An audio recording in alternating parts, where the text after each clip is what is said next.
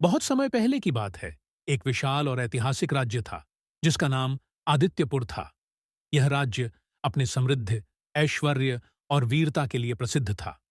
राज्य के राजा राजनिवास सिंह बहुत ही न्यायप्रिय और साहसी थे, लेकिन उनका एक गहरा राज्य था जिसे वे किसी से भी नहीं बांटते थे। उनके पास एक पुराना और रहस्यमयी किला था जो शहर के बाहरी इलाके में स्थित था। किंवदंती थी कि उस किले में एक खजाना छुपा हुआ था जो किसी को भी मिलता उसका भाग्य बदल जाता।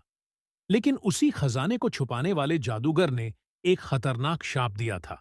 जो भी उस खजाने को लेने की कोशिश करेगा वह अपने जीवन के सबसे अंधेरे दिन का सामना करेगा। राजा ने इस रहस्यमयी किले का रहस्य अपने जीवन में कभी नहीं उजागर किया था, लेकिन उसके अंदर एक गहरी जिज्ञासा हमेशा बनी रहती थी। एक दिन राज्य में वीरेंद्र नामक एक युवक आया। वह राजा का बहुत बड़ा प्रशंसक था और हमेशा राजा के साहस और न्यायप्रियता की कहानियां सुना करता था। वीरेंद्र ने एक दिन राजा से पूछा, महाराज, क्या यह सच है कि आपके किले में एक खजाना छुपा है?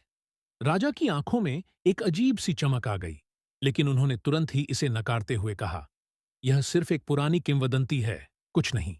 लेकिन वीरेंद्र ने तय किया कि वह इस रहस्य का पता लगाएगा।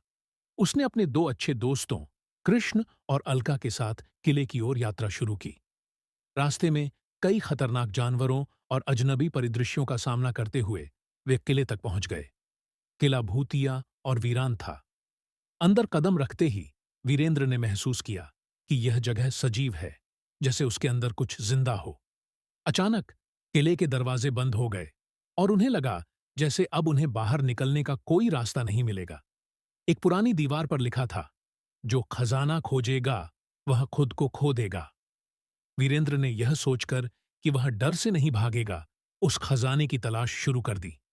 एक कमरे में उसे एक पुरानी संदूक मिली जिसके अंदर एक शानदार सोने की मूर्ति रखी थी। लेकिन जैसे ही उसने मूर्ति को हाथ में लिया, पूरा किला कांप उठा और एक गहरी आवाज गूंजी, तुमने क्या किया? अचानक एक धुआं भरा दृश्य सामने आया जिसमें किले के जादूगर की आत्मा प्रकट हुई। उसने चेतावनी दी, तुमने जो किया है अब तुम्हें इसकी कीमत चुकानी होगी। राजा की कहानी अब सामने आ रही थी।